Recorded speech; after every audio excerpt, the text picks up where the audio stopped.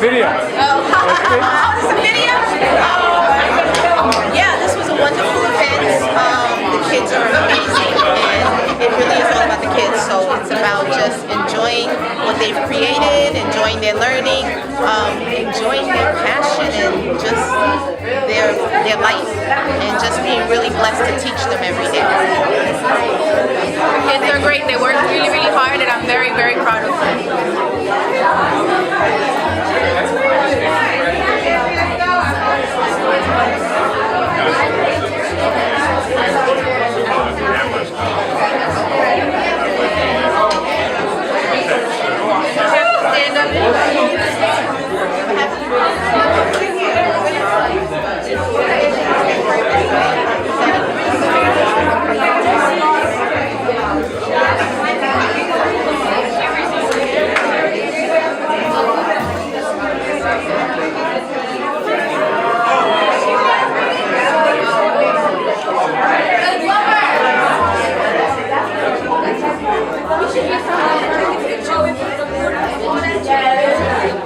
Take a picture with the group, please.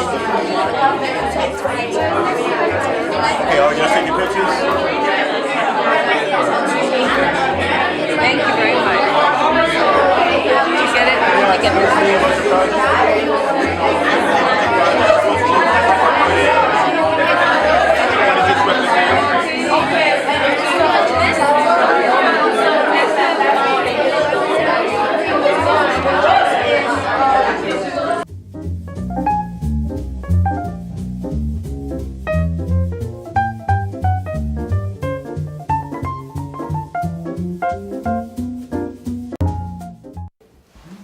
Okay, good afternoon. Good afternoon. All right, so you did some wonderful work with this Sacred Spaces project, and so I would like for you to introduce yourself and then tell us about your work.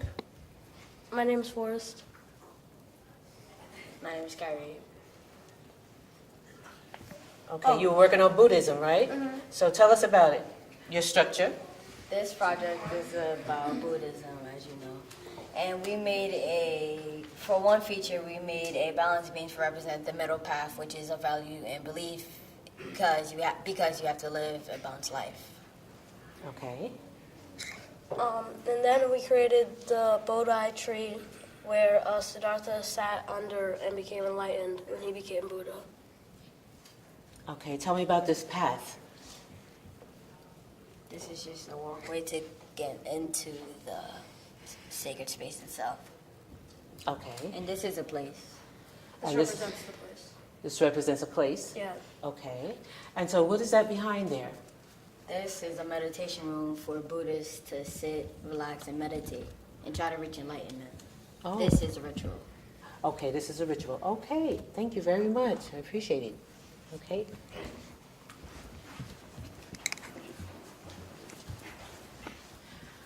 Well, good afternoon. How are you doing? Good. Okay, this is a very, very interesting structure that you have there. Tell me, what's your name? Emmanuel. Never into. Okay, so tell me about your work. This is Mecca. This is Islam. So, would you like to solve? Okay, good. Sure, take it. Okay, so this is the Kaaba, which is located in Mecca. And these are the 5 pillars of Islam. They mean faith, prayer, charity, fasting, and pilgrimage to Mecca. This is the Quran, which is a holy book. And the ritual that we incorporated in our project is the prayer mat. We put the prayer mat all around so that way to get a visual and because we know that they pray 5 Let me hold times. this for you so that you can show us. Okay, now your prayer mat, so did you put it all around so that Yeah. people can walk barefoot if they want to? Yes. Yeah. Okay, so, okay, just stand a little bit so we can just see the structure a little more. And you were going to tell us? So this represents our God, since our God have never been seen before. To incorporate him into our structure, we wrote his name on the top. Like Emmanuel said, the 5 pillars of Islam. The 5th pillar represents Mecca. Okay, and so you said this represents, this is God. Is there a word? What does the word? Allah. Allah. Okay, all right, thank you very much. Thank you very much, it's beautiful. Please make sure you share the presentations behind you. Okay, good afternoon, gentlemen. Okay, please introduce yourself. My name is Marty. He didn't know his name. Okay, you can edit that part. Okay, let's try this again. Good afternoon, gentlemen. Please introduce yourself. My name is Amari. I'm Emmanuel. Omari and Emmanuel. Okay, so tell us about your structure. Tell her. Okay, listen, you're on camera. Okay, we're gonna do this one more time, No, okay? it's not unedited. You're gonna edit it? No, Oh, no. it's unedited. However You're it gonna- comes Oh, out. all right, okay, all right then. So there you go. This is Alright, gonna so be. we're working on Judaism. Okay. And go. This is the place of the beliefs.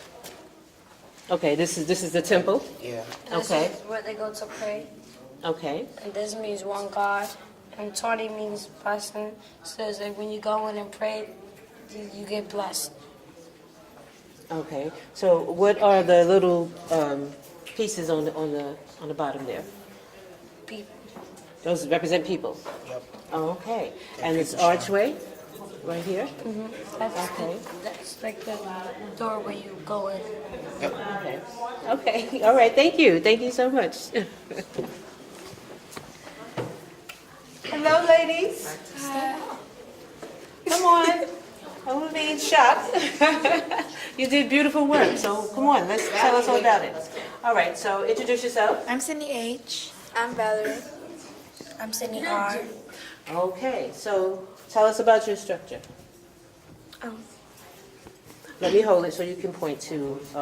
Okay, here we have a flag, the Indian flag, which represents the places because our structure is based on the Hindu religion. So, and based on our research, Hinduism started in India. So we created a flag to show that. And these mats they represent the the rituals because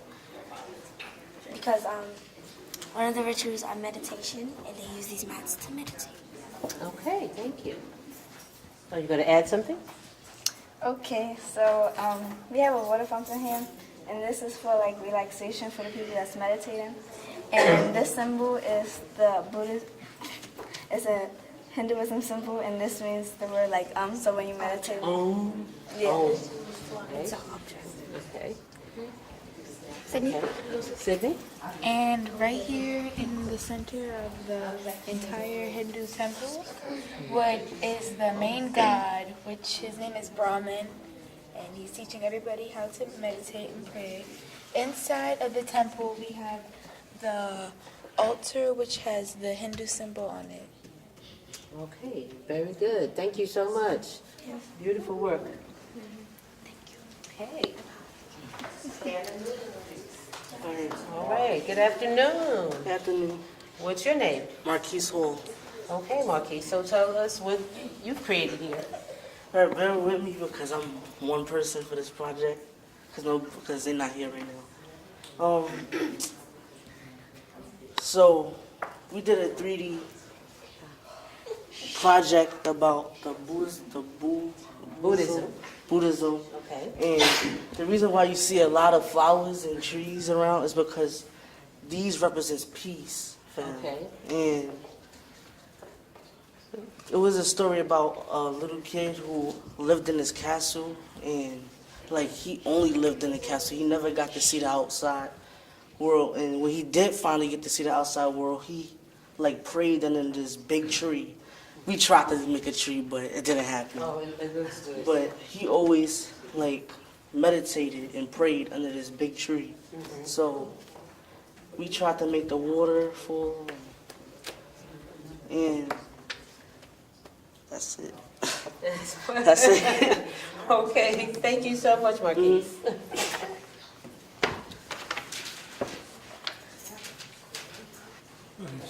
Okay, nobody's here? Okay, good afternoon, ladies. All right, introduce yourself. My name is Sukena. My name is Diana. My name is Carrie. All right, so tell us about your structure. We're representing Christianity, and These are our values and beliefs, which is the 10 Commandments. we represented the Ten Commandments by making it into a rock or stone figure, as how Moses found it when God put a lightning bolt onto the rock or stone for the Ten Commandments to be born. Okay, sounds good. And in our sacred space, we also added a cross that represents God's, because that's where Jesus got crucified. Okay. And I understand that there is something extra about your space. You want to tell us Yes. about it? As rituals, we created an altar in the back Wow. because a lot of people like to pray in private and a lot of people like to pray in the public. So we made them an option. Really nice. That was a very nice added feature. Very thoughtful. Thank you.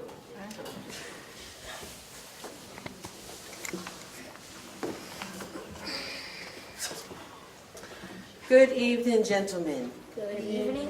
Okay, introduce yourself. My name is Nasser. My name's Luke. My name is Gabriel.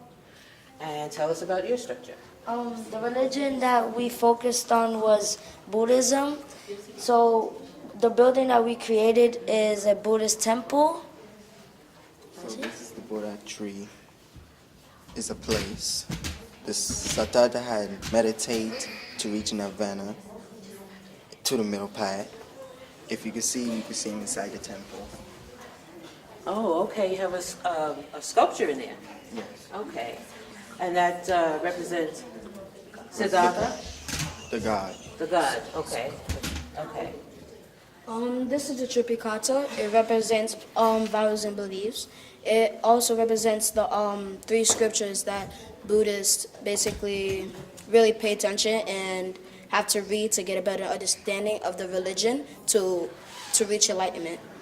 And this is the singing bowl. The singing bowl is a ritual. The same thing with with meditating. That's why there's meditation mats all around. So the singing bowl is used for meditation as well. Once you hit it, it signals start of meditation, and once you hit it again, it signals ending of meditation. It also helps. Also when you hit it, it makes like a singing tone. That's what singing bowl. And it also helps with medicine and relieving stress. Very good. This is the wheel of Dharma. It is an object. It basically is the 8 rules of what to do and what not to do while focusing on the religion of Buddhism. So basically, some of the rules are you cannot eat pork and you cannot kill any living things. Nazir? This is the water feature. It helps you relax and meditate. Oh, you have a surprise. Okay. Helps you with relaxations to reach the middle path of nirvana. Okay. And what are these little, These are the trees. they're trees? A part of nature to meditate. Oh, okay. And they also help for relaxation. And that's why this mat's decided. So Okay. people can meditate. So people can meditate. Okay, thank you so much. That was very good. All right, thank you. Okay. Good evening, ladies. Good evening. Please introduce yourself. My name is Imani White. My name is Nevaeh. My name is Ujali. Okay, what is this beautiful structure that you have created? Islam. Islam? Yes. Okay, so tell us about it. Okay, so this building is basically they go inside and they pray, or they could go outside and pray. And then the dirt represents after they done praying, they rub it on their skin. And I'm sorry, they rub what on their skin? the dirt. The dirt? Okay, so they kind of smudge themselves? Yes. Okay, all right. And these 4 boxes represents the gate, and these rocks it's like a path to go in there. They represent, say that again? The 4 boxes represents the gate, and the rocks represents like when A they path? go. Yeah. Okay, all right, thank you. Anything else that you want to share with us about it? All right, thank you so much. You're welcome. You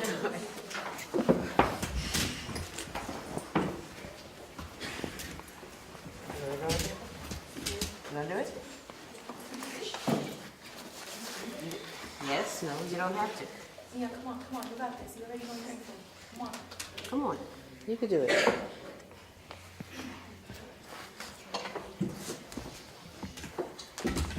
Okay, take a breath. All right, you ready? Good afternoon, young lady. Can you introduce yourself? My name is Mia. Okay, Mia. So tell us, what is your structure about? Judaism. Okay, can you tell us anything about Judaism?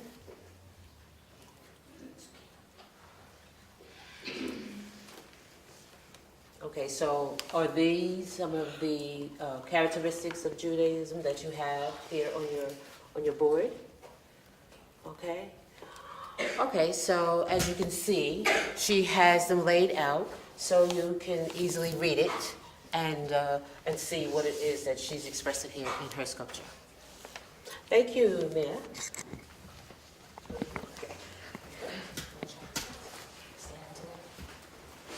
Okay, they said no. Brianna, thank you. Switch spaces with Aminata. Aminata, switch spaces with Brianna, thank you.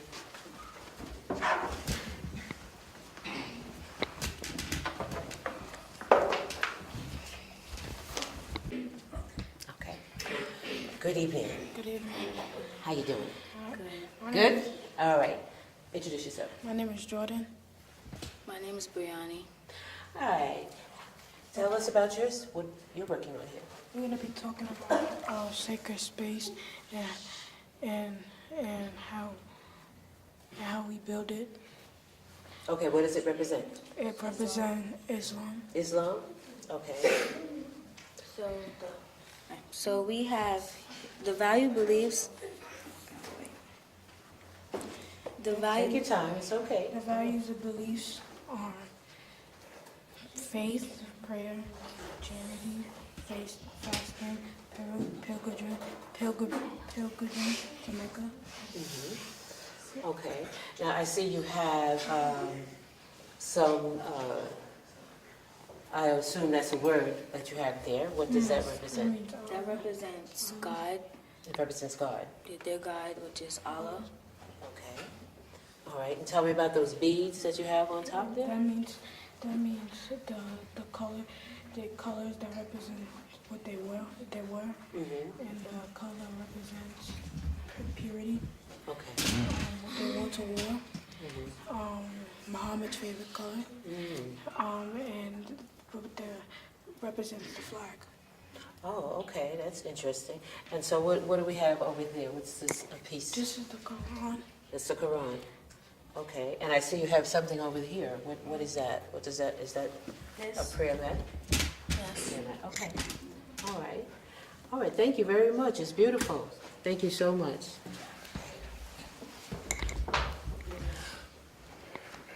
Oh, okay. You want to close your remark? Okay, so this is our representatives for our Sacred Spaces curriculum. As you can see, they worked very hard on their projects. They're beautiful, they're amazing, and I think they all learned about relationships with each other. They worked in groups, and I was fortunate enough to be a part of it, working with them, and I'm honored to have had the privilege of working with you all. Thank you.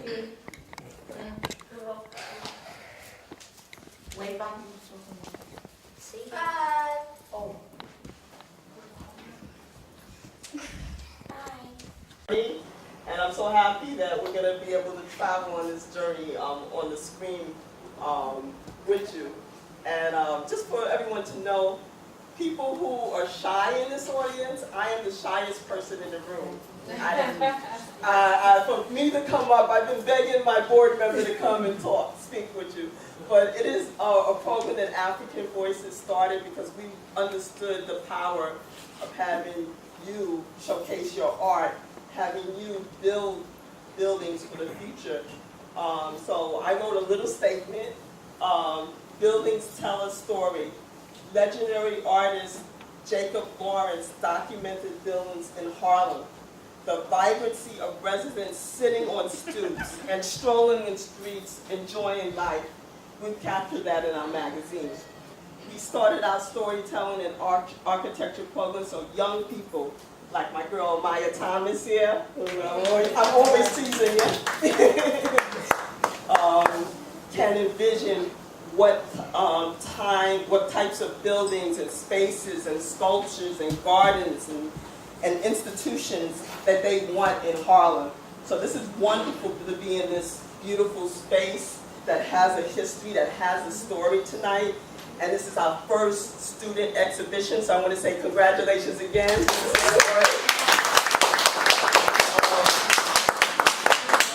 We need to teach our young people they can be architects, urban planners, landscapers.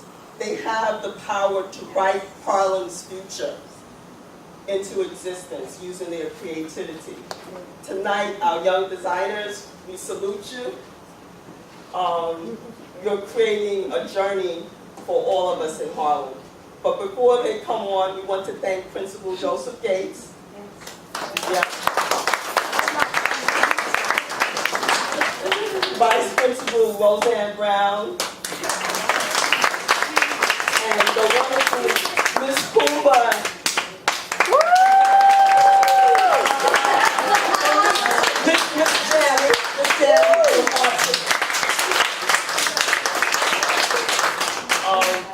And we want to really say it's been a great journey. We want to thank our funders, West Harlem Development Corp, Ronald McDonald House Charities, Bill Perkins, councilman of this district, Department of Cultural Affairs for supporting the program. We would like to see more programs throughout Harlem because this is a perfect program that brings people together. Stories is something, and art is something that is going to change the world, that's going to bring everyone together. So sacred spaces, the fact that we're learning about religions and sharing our culture, that's the way to really make a better future and to end what is happening now with Trump, which is a crazy guy. So I want to introduce Ms. Kumba. And I would like to ask Ms. Roxanne Brown to come up if she's around. Yeah. She was here. There you go. You changed seats. I didn't even see you. So we could talk, a little bit about the partnership. Tell us something about the partnership. Thank you. You want to stay right here? Yes. I need you in the light. I need you in the light. So you need to step. I did. Oh, you're the I tend to like space better. The floor is it on. Can you hear me? Yes. Yeah. I want to first say that I am at a loss for words. When African Voices partnered with them last year, it was a different look. It was a different feel. And I liked it then, right? We had a chance to do storytelling through Miss Thelma, and we experienced it from that level. But this year was a different year. This year, students really had a chance to take learning to another level. We were really, really amazed when we did a gallery walk and we walked through, and listen to the 6th and 7th graders express what they were learning and show their work. It was utterly amazing.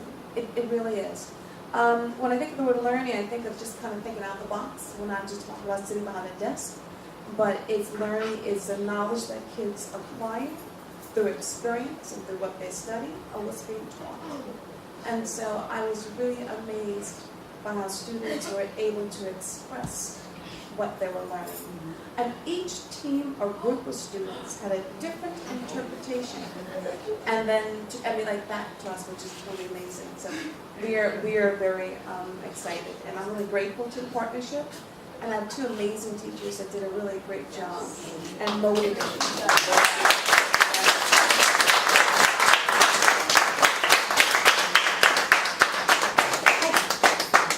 Teaching is more than just providing words or to do activities. It really requires a teacher, a person who has a passion to motivate students. If you have a passion to motivate bodies, that's learning, that's not the job. And so, African Voices, I don't think you would have been successful as if we didn't have amazing teachers such as Mr. Susan.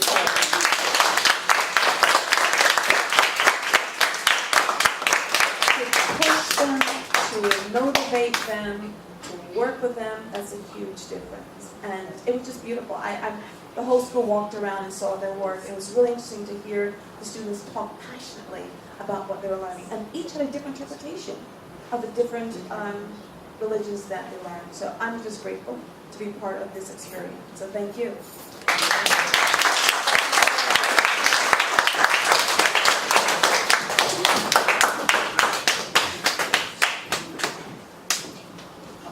Hey, good evening and welcome. Thank you everybody for coming. So at this time, I will do video. Okay, there's another video.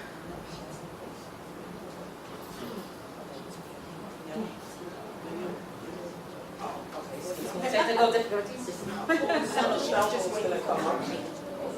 Oh, okay. So I think that it was a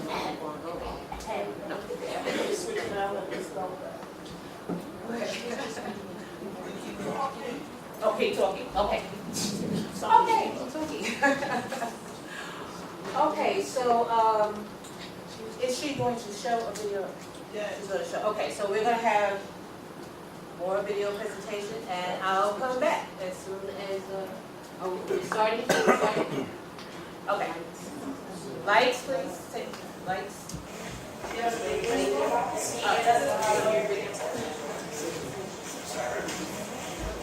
Shakina, what are you working on now? Oh, look at that. The cross. The who? The cross.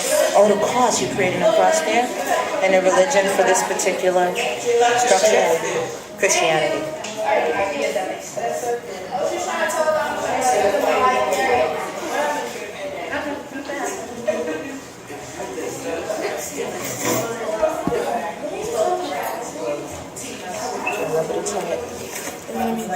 Because these look more like the ornaments. Say it again. It's going to be what? Why? Because it looks more like the design of the actual. Okay, so you're recreating the actual design. And you're interspersing the pieces. You want to do it that way or silver jewel? It's all gold. Huh? You said it's all gold.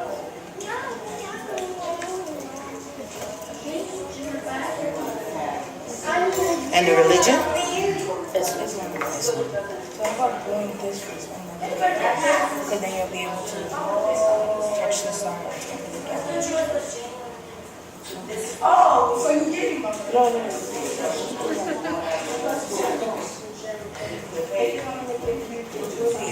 So what are you guys creating here?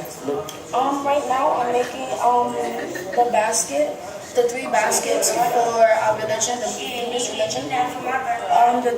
The 3 baskets represents the 3 scriptures. No, scriptures. Buddhist. So it's the text. Yes. And is it called baskets? What is it called? It can also be called a triplicata. And they represent like the three, almost like the Testament in Christianity, but for Buddhism they have three different texts? Okay, nice.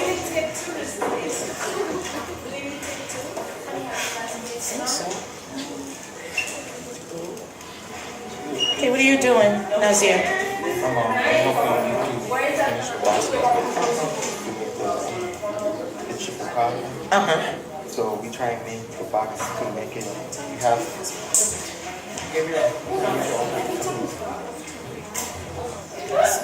Of the what? of the Boxes? Yeah. What's the name of the boxes? What do you mean? The name of the three baskets? Yeah. The triplicata. It's gold or silver? No, it's gonna be smaller. Oh, is there a gold one?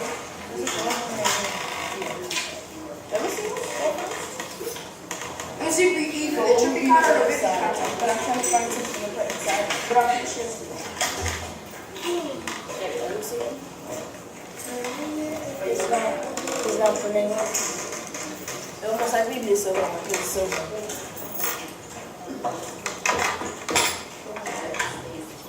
We need something small and black. It needs to be black. No, it needs to be black. And a little something like that. There's nothing black. There's only this one, but it's just dark. But it's bigger. Something, we just need something black. Are you guys going to label those? Luke, are you going to label them? Yeah. Yeah, Okay. because they have their own. And what they mean, right? Yes.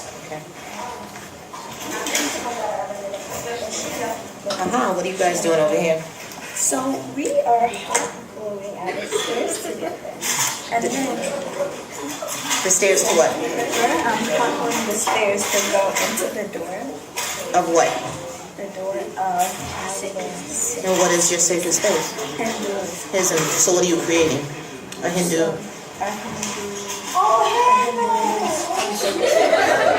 Structure. Is that the whole structure or that's part of the structure? That's part of it. Okay. You're creating stairs to go up in the rocks of floor? The back. Okay, so you're making a pathway.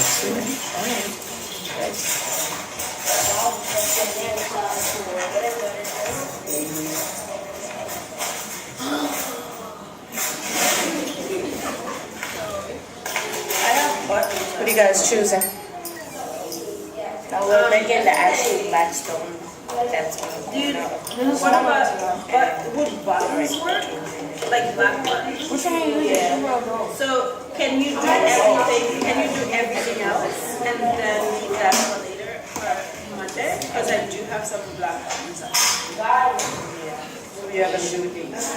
We're going to put them around. Okay. Okay, so I will bring the black buttons on Monday.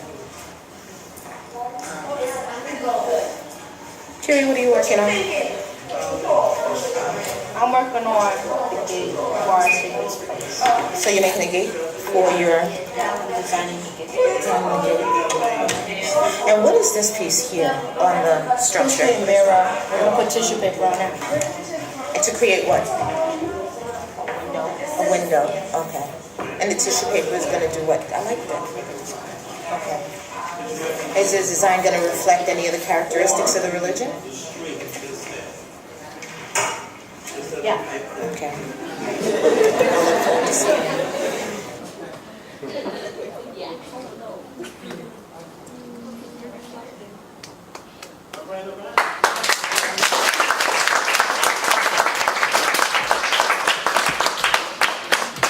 Okay, that was the work in progress. So, anyway, I'm Ms. Columba. I had the privilege of working in the classroom with these wonderful students and with the wonderful teachers. In partnership with our architect, who is not able to be here today, who's Jenny, and also our storyteller, Stella Thomas, is here. So at this time, I would like to invite our panelists up to the stage, as well as our teachers.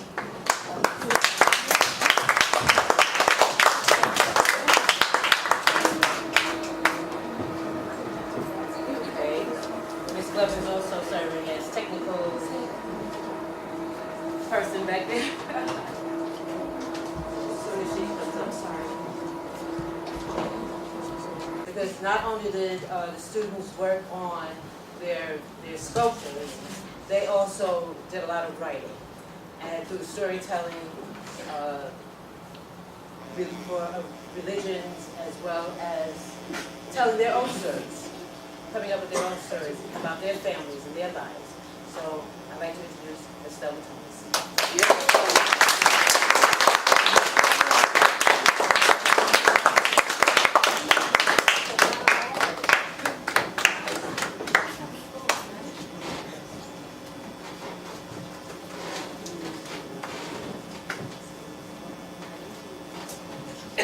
Each of the world's 5 main religions that these students studied, Hinduism, Judaism, Buddhism, Christianity, and Islam, stories play a very important role.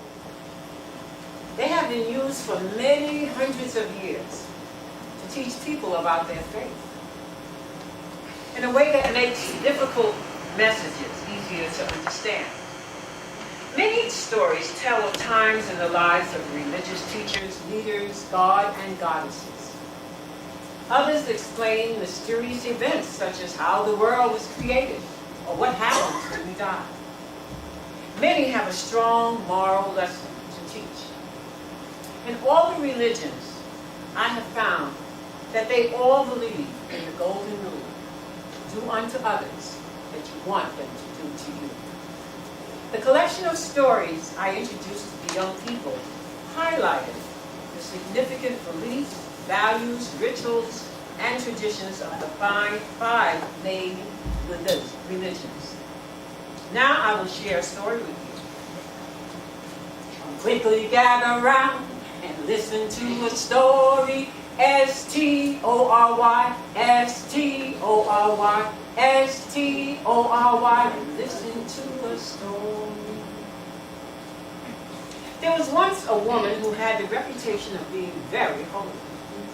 She never missed a service. She celebrated all the religious holidays. One day a friend said to her, "How many times a year do you attend a service?" I would think the number must be over 100. Intrigued with the question, the woman decided to keep track. She built a wooden box, locked it, and hid the key where no one could find it. Each time she returned home from a service, she placed a pebble in the box. Whenever she came home from a service, she never forgot to put a pebble in the box. As the years passed, the woman began to wonder if the box was getting too heavy. She asked a young man in the neighborhood to help her carry the box outside. The young man picked up the box and said, "This box is very light. You do not need my help." The woman was puzzled. She ran and got the key. And she opened the box. And she looked inside. She was speechless. She found only 5 stones. Gazing into that empty box, she did not know what to say. After some time, she went to see her spiritual advisor, who knew her very well, and she told him the story about the box. "It doesn't seem possible that someone has stolen the pebbles out of my box. It was locked, secured, and the key was hidden." The wise spiritual advisor looked at the woman. He said, "Your box tells us that when you came to a service, God was not central in your mind, and your neighbors were not central in your prayers. It is clear that most of the time you were thinking about how pious and holy you were, and how everyone ought to know how devoted you had been. This is a sign from the Almighty that only 5 times have you entered worship of heart turned to God. True worship does not consist in the number of times we enter a house of worship, but what is in your heart. The elbow bends, the story ends.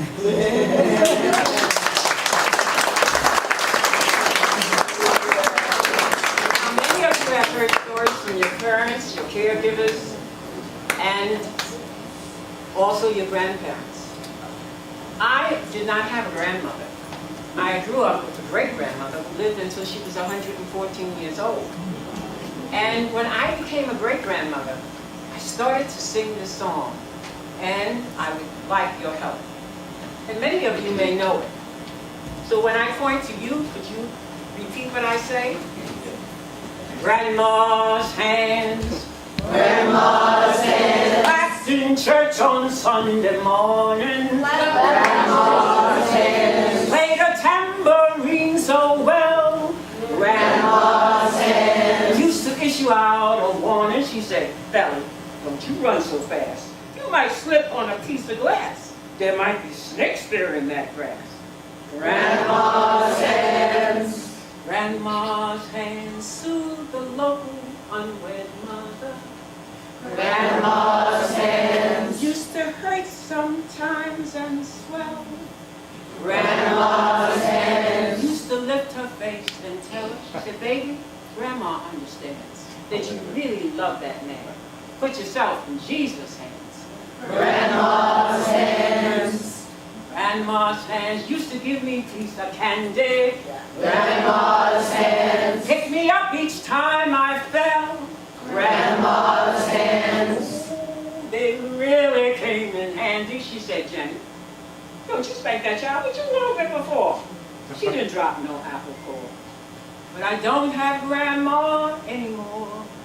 If I get to heaven, I'm going to look for my Grandma's hands, Grandma's hands, Grandma's hands.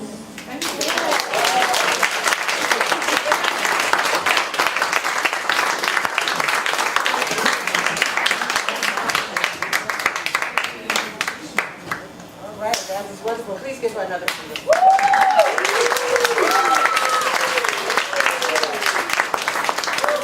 Now I would like to invite my co-moderator, Ms. Barrison.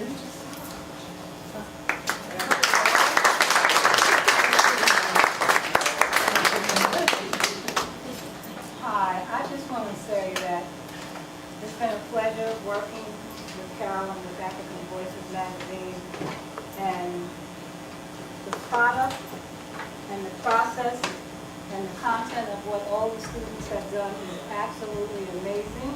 And we have the teachers and everyone else that was here to thank. But I also want to thank Carolyn because of that particular vision. And that vision and our goal really is not to be limited to one school. Programs like this don't exist that I know of specifically in Harlem, not particularly dealing with architecture and storytelling.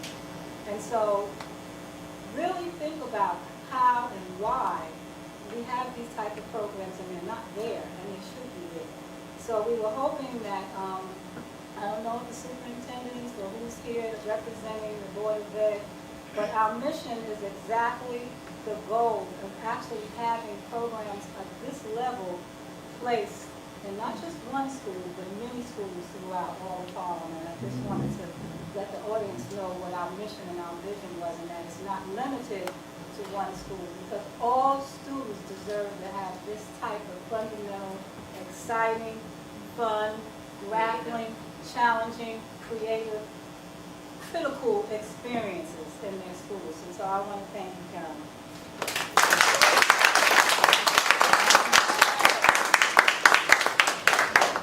Okay, so we're going to now address the panel. And first question? Yes, we're going to take this time to give the students and the teachers as well an opportunity to really show you exactly what they've learned in this beautiful project that they took place. So one of the first questions is, what are some of the similarities between the religions that you share, that you studied?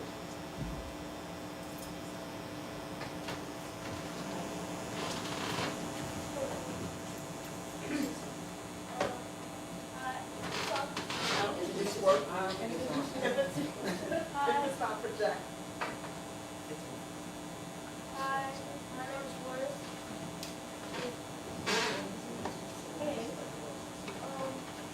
What was the learning of religion was that Jerusalem is a holy place to Christianity, Judaism, and Islam.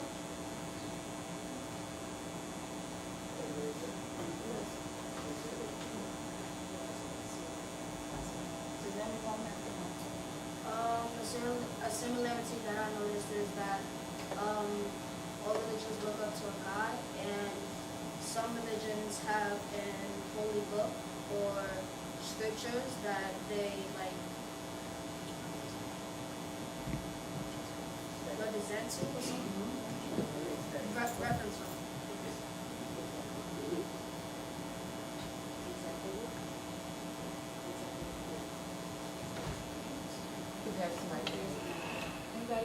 Examples like Buddhism or Christianity,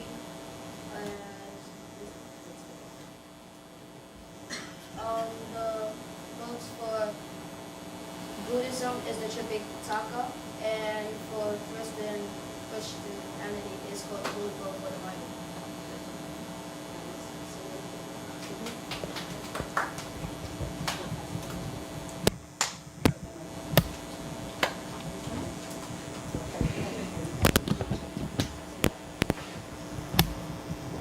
Okay, which of the characteristics of religion do you think are most beneficial, and tell us why?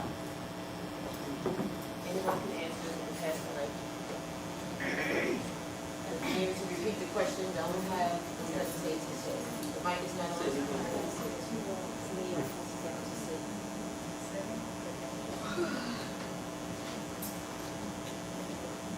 Can you able to repeat the question? Yeah. Which of the characteristics of religion do you think are most beneficial, and why?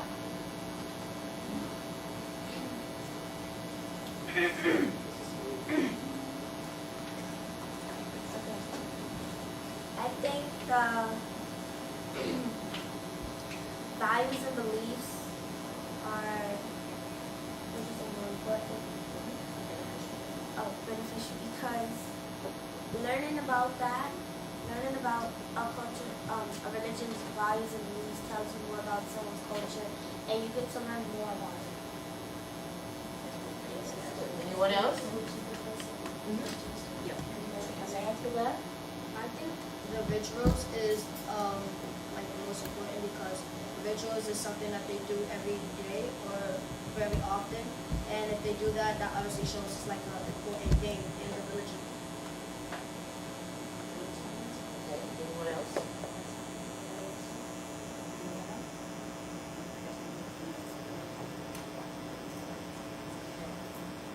Explain your experience working as a group. What were some of the benefits and what were some of the challenges in working with a group?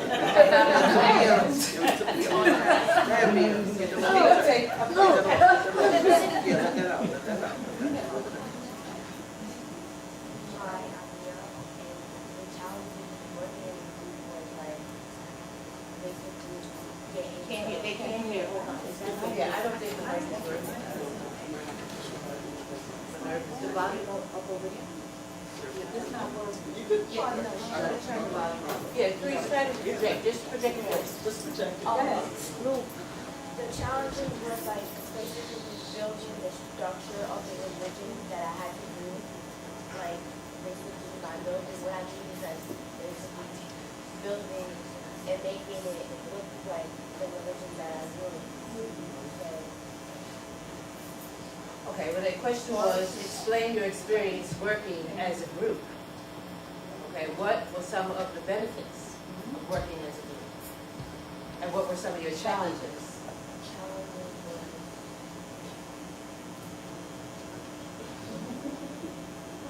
You can tell us this is a family affair. Can anybody help her out with that?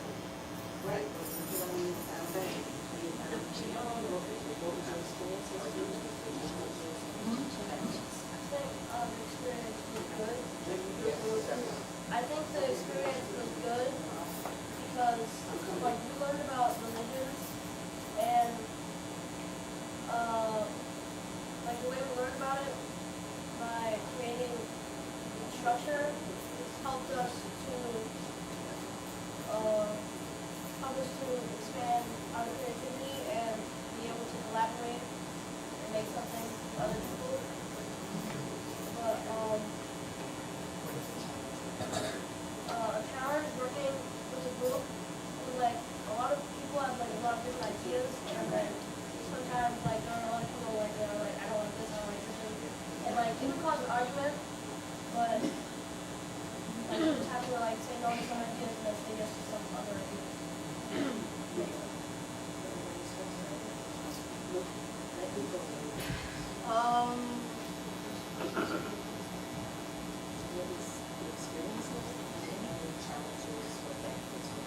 The experience of us making this project, it was fun to me. The challenges was same thing that Forrest said. Like everybody had their own ideas, and everybody wanted to kind of do it in their own little way, but they had to do it as a group. The benefits was to know what our other teammates could do.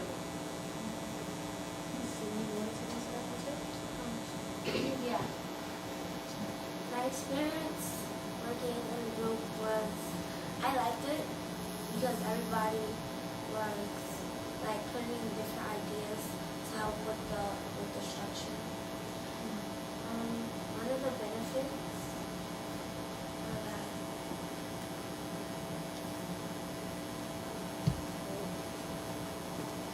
one of the challenges were that we had to give certain jobs to different people, but some people didn't know how to do the jobs they were given. So sometimes we had to switch, or the person had to be guided or taught how to do. The benefits were that since everybody was contributing, that it came out better, because if there was only one person brainstorming at things, it wouldn't be how it is,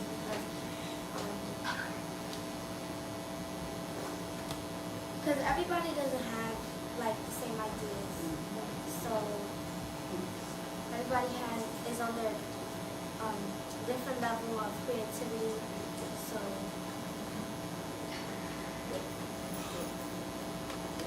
Good job.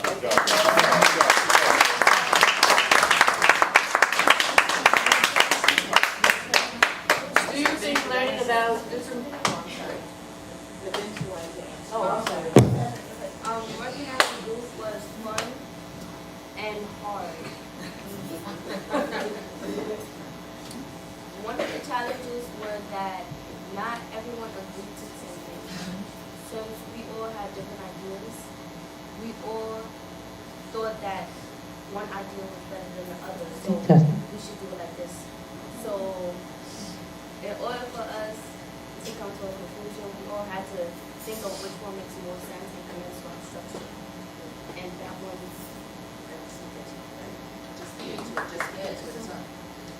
Okay, so we had to see which one makes sense and contributes to our structure. So we added that to our structure. And in order for them not to get mad, we thought of any ideas that they had that actually contribute to the structure, so we can add it to our structure. One of the benefits were that everyone had a different idea. So some ideas, like we all learned something new. Like, there were some things I didn't know that one of my teammates know about Islam. You know, I'm Muslim and I'm supposed to know, but they did not know. So they knew, and then I actually researched it and it was true. There were some things I knew that they didn't know. So that's it.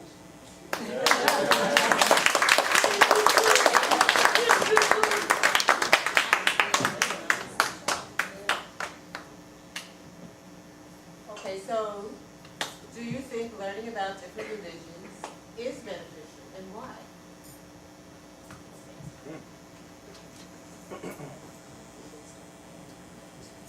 Can you repeat the question?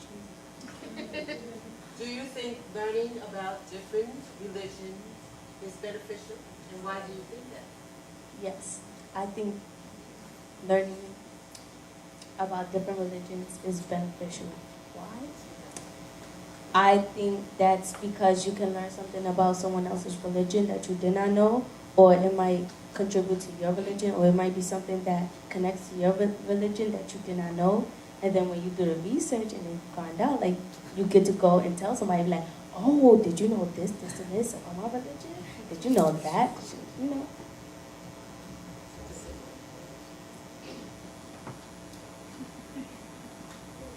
Can you repeat the question? Do you think learning about different religions is beneficial, and why? Yes, I think learning about different religions is beneficial because when you learn about somebody's religion, you're also learning about them. For example, like if you have a friend and they follow a different religion than you, you can learn like something they do on a daily basis that connects to their religion, such as meditation. And like what things they do, like their holidays, like for example, like Islam, they like on Ramadan they fast and they pray. So yeah.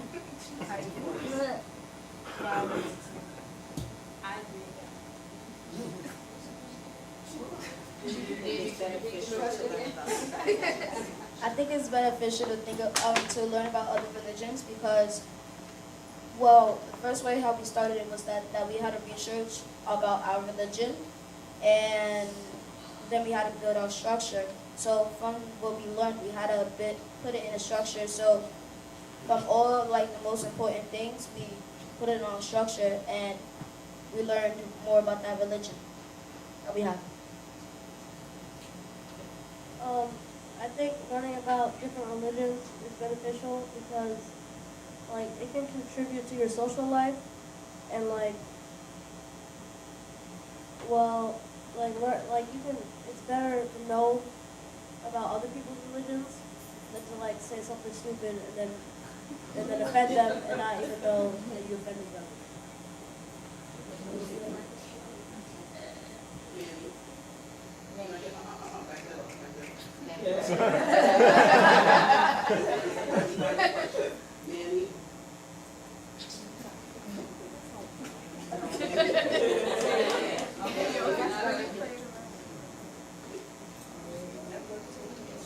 I'm shy. You have to do it. Come on, yeah. Let's go.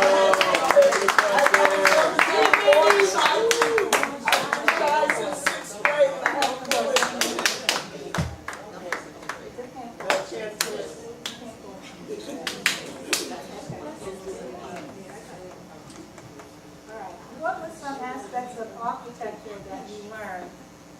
How did you implement these features into your sacred spaces that you create?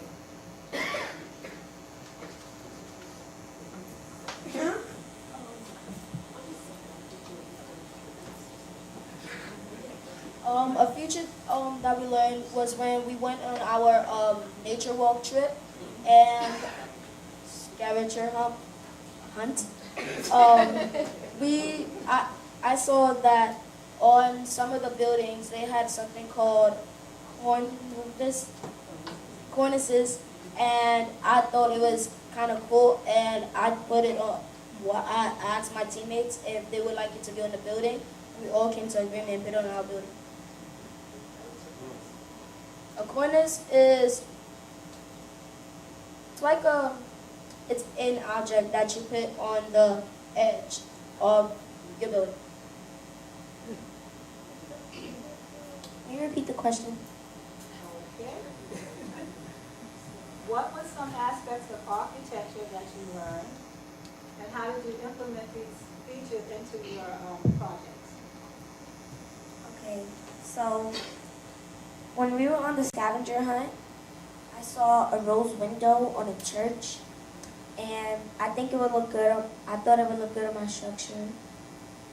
So me and my group. Oh, rose window is like, it's a circular window. It can be like, it's circular and it's like kind of like a stained glass window, basically. So I was gonna put it in my structure. We ended up not doing it, but so we were gonna separate it. It's separated into 3 parts. So we were in those 3 parts. We were gonna put Hindu signs because our religion that we don't accept.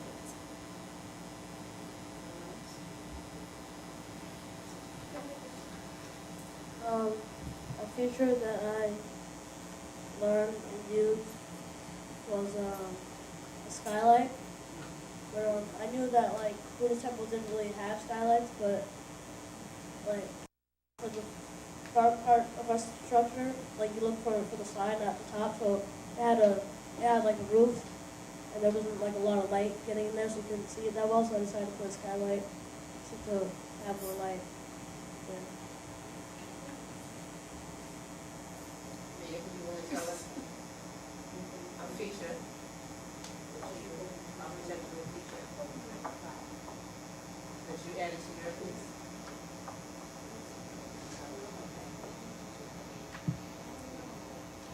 All right, this will be our last question to our student panel. Do you think that this unit or project was a good way to learn about religion? And please explain.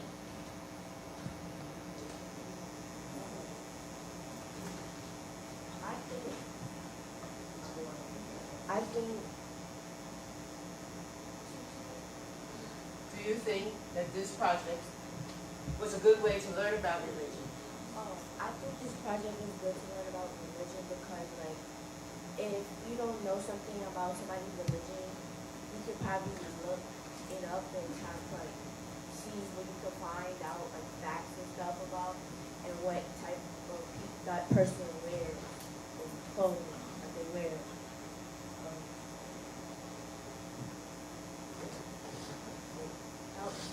It helped me to basically do that and to put it in a project about somebody's religion, to put it in a project. And which was your religion? Which religion? Oh, my religion was Judaism. It's about Jewish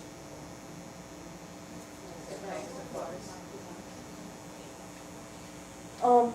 I think this unit was a good way to learn about religion because, like, I think most of all we're gonna remember this because, like, it's not like we learned about religion and then that's it. Like, we just stopped learning about it. Like, we've been doing this for a while, and like when we were creating our structure, like we went back and looked. We had to keep like checking facts and all that. And then this. I don't think I'm gonna forget this being in front of a bunch of people and looking at me. Yeah.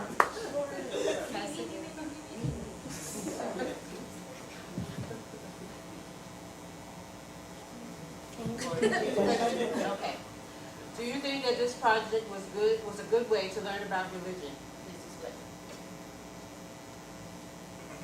Yes, I think this project was a good way to learn about religion because some people, the religions they practice, like if you go and ask somebody, be like, oh, so tell me more about my religion, and then they tell you something that's like, oh, you can't practice any other religion if you practice whatever. This can happen when it's not true. You won't feel like, okay. So you won't feel pressured. So you do that, and then now, what if you go, like, for our class that we did, instead of us just searching up, instead of us just asking each other questions about a religion that we all do, we actually did some research. We went out of school, we went on a scavenger hunt, we went on trips, we went around, we did some research and everything. We even built a structure. That structure, we don't even know what's gonna happen to that structure. Someone might take it home and be like, oh, like,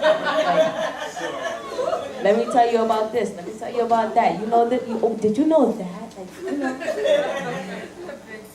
So I'm saying, yeah, because we won't forget. I think this project was a good way to learn about new religions because creating our structure, we had to do a lot of research and learn background information on that religion. And while doing that, we were retaining information about that religion, which I think will stick with us because a lot of people follow different religions, like even people that we know around the world. So we're always gonna bump into people that study different religions than us, and so we're gonna keep learning more and more about religions as we grow.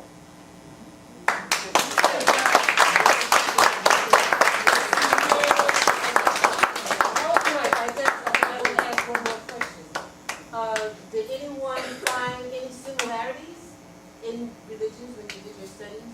Were there any similarities? Did you find that? They answer that? At this point, Ms. De Jesus is going to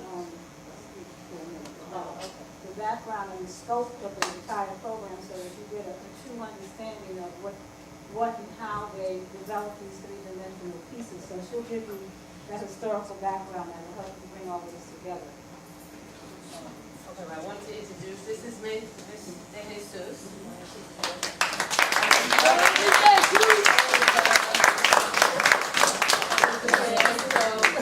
Ms. Glover is here, there, and everywhere. She was doing audio, and she was sitting here for a moment, and she's probably coordinating the refreshments. I teach 6th grade ELA and social studies, and I've taught 6th, 7th, and 8th grade, but I teach 6th grade ELA and social studies. And I worked with African Voices 2 years ago. One of the challenges that you have as an educator is ensuring that whatever program is coming in and you're partnering with is not just something for show. I'm the type of educator that I'm not interested in the names. I'm interested in whether or not my students have learned, whether or not they can convey what they've learned, and whether or not their learning is valuable and viable for their lives. When we did this program, 2016, we focused on a different scope. We focused on democracy and the Constitution and equality and equal rights. And the challenge is, how do you meld the aspect of storytelling and the aspect of architecture with your content, make it relevant, make it make sense, have it be part of what not only reinforces but also educates, reinforces, and extends their learning. Otherwise, there's no point to it. And so then we use the whole idea of having the students use their voices in protest and actually look at whether or not the ideals of democracy and the Constitution are still relevant and reflected in today's media, using the media. And the kids became activists, and they used landmark buildings around Harlem and then used the medium of graffiti and hashtags to make their protest. And then they learned in the storytelling aspect, Langston Hughes' poetry, and we pretended, what if Langston Hughes was still alive today and walking through Harlem? What would he think, feel, and see? And if he spoke to the children, what would they say to them? So that was what we did then. I wasn't with them the second year. This third year, we had to do something different, and we looked at the curriculum, and the kids were learning about world religions. So now how do we look at world religions and add that architectural aspect to it? And how is that also, and the storytelling aspect, and how is that going to enhance their learning? So it's very important that you're looking at your content, you're looking at the process by which they're learning, and you're looking at the product. Not all kids learn in the same ways. But we know that when they are tested, right, they're going to have to be able to write, they're going to have to be able to read, and they're going to have to be able to articulate their learning. So how do we provide access for all the varying levels of students that we have? Because we didn't change what each student needed to do, despite the fact that we have several students that are either in ICT classes, in self-contained classes, and your general ed classes. All students had to learn the same content, master the same material, and show their learning of that material in the same way. So our challenge as educators is how are we going to help reach all of our learners? We know that they learn very differently. Some learn auditory, some learn visually, some learn by doing. Some have to stand the entire time that they're learning to get this information, right? And how do they learn what they're really good at doing and harness that and do that as well as possible, but also identify what each of their different classmates are good at doing, because they had to work in groups. And we didn't put them in groups with your friends. We put them in groups based on what we thought the group should be. And they didn't particularly like that too well. And so they had to figure that out, because part of also educating is not just the content, right? But how do I work with other people? How do I get over conflicts? How do I overcome challenges? How do I become a partner with the person that I'm working with? And for some, it was people either that they didn't speak to ever, just because they didn't, or they didn't speak to because I don't like you. We got to figure this out, because when you go out into the world, you're going to work with a lot of people that you don't like. And they may have information that you need.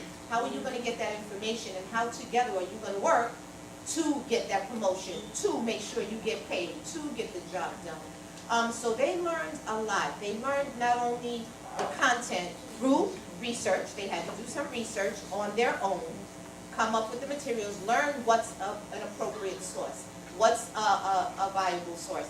They also had to determine how they were going to create these sacred spaces, but not go on the internet, find a picture, and recreate the picture. I'm not interested in a pretty structure. I'm not interested in a whole lot of little beads and baubles or whatever. There are 5 characteristics of religion. Your sacred structure has to reflect those characteristics. You have to develop and implement features in your structures that reflect those 5 characteristics and be able to explain it. And so they can tell you how many times it was like, yeah, that's not happening. And keep it moving. Figure it out. Yeah, it looks cute, but it's not good enough. Figure it out. No, we're not going to recreate certain things. We're going to create our own structures based on our understanding. How do you understand this? Create it, explain it. And if you can't explain it, then you haven't learned it. And if you can't explain it to each other. So the interesting thing is that when I think you set a bar for children, and they will reach that bar. If you set it high, they'll strive to get there. If they have pride in the work that they're doing, if they feel committed to the work that they're doing, if they develop a commitment to each other, there is nothing that they cannot achieve. Because I have to tell you, what they created, the structures that they created based on their own creativity, no one helped them. There was no teacher saying, do this, do that, change this, change that. They created their structures. It is completely from their imaginations and from their creativity. When they saw something didn't work, they figured it out. So they problem solved, they came up with their ideas, they did their own revisions, they did their own editing, they did their own conflict resolution. I had kids that were coming up during lunchtime saying, I'm going to stay during lunchtime. Ms. De Jesus, do you have a prep? If I get permission, can I come hang out with your prep? Are you staying late after school? Because I'm going to stay late with you after school. They created site plans and learned what it's like to create a site plan with an aerial view and how come that matters and makes a difference. So when you go to see their structures and when they're talking to you, this is 100% the product of the students. And when you see what they've created and their ability to articulate, there is no reason why our children can't accomplish, can't learn, and can't achieve.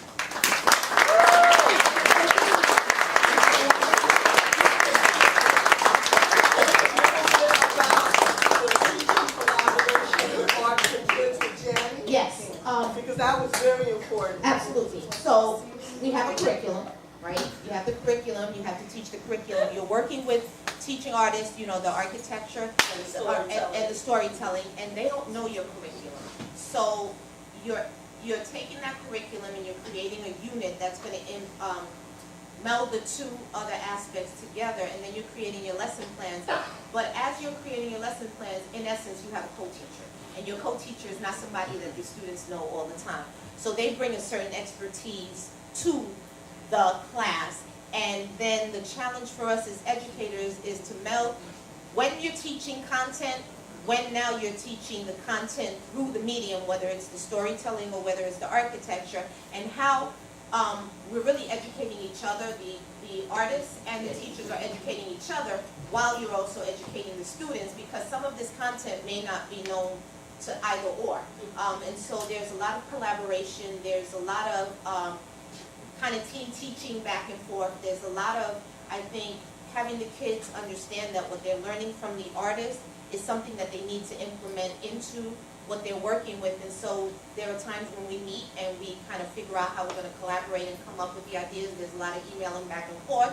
You know, okay, we were going in this direction, but we need to change this. I think we need to add, you know, a lesson where we're reteaching or reinforcing a particular content that the kids didn't really get. Okay, you need to teach me a little bit about the architectural concepts so that when I'm working with the kids on the days that you don't come, I'm able to reinforce and kind of teach them and talk to them about that, and then vice versa. And so it becomes a partnership, and so you have several teachers that bring a variety of different expertise to the table, and then figuring out how does all of that teaching happen while you're keeping the kids involved. So I think that it's really about being open-minded, being flexible, having patience, because in the same way the kids have to learn how to collaborate with each other, and ideas don't meld, and styles don't meld, and didn't I send you that email? You should go to XYZ while you asking me the same question. It's the same kind of thing that you end up having to do. And teachers are territorial. You ask any teacher, someone else comes into your classroom. Okay. Who you walking into your classroom, my classroom, trying to teach my kids what? I know how to teach my kids. But it's, I think the kids watch you and how you work with, and as educators of your classroom, you can either make that process of having partnerships and artists and other teachers come into your classroom kind of seamless and part of their day, or you can make it difficult. So I think it's learning all the way around, not just about the content, but also about relationships, about bringing up the best in each other, about identifying the best in each other as educators and adults that want the best for children, and then taking all that to the kids. And then letting the kids have choice, because that was another thing. They chose what religions they wanted to focus on. They chose the structures they wanted to make. They chose the materials they wanted to use. They had a lot of choice. And when you give kids choice, they become vested in what you're teaching them.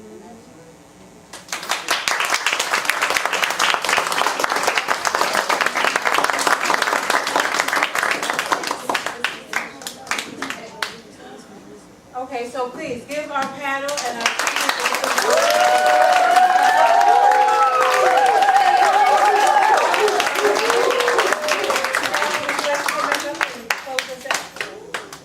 You good? All right. Okay, so we're going to dismiss our panel.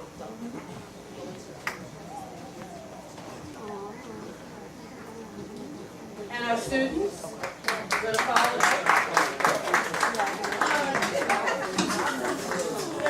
So we're going to give Erica, I cannot. Okay, so we're going to give them a couple of minutes to get set up, and then you'll be able to go in and check out the beautiful work that the students have created. And thank you so much again for coming.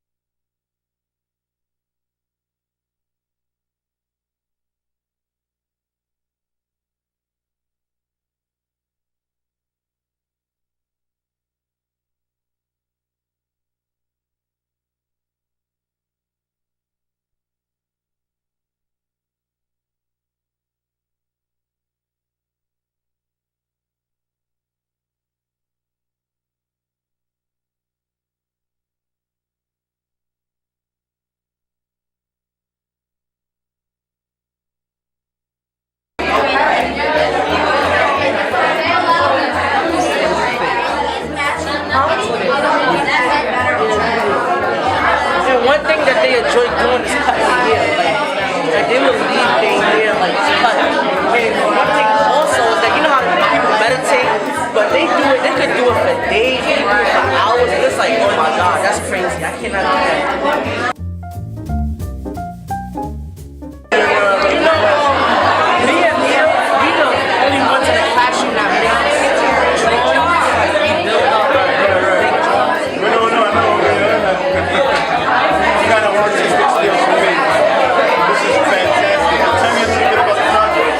So, the reason why there's a lot of trees is because they love because this represents peaceful. So, the story about this, I forgot his name, I'm sorry. But it's actually a name for Dalai Lama?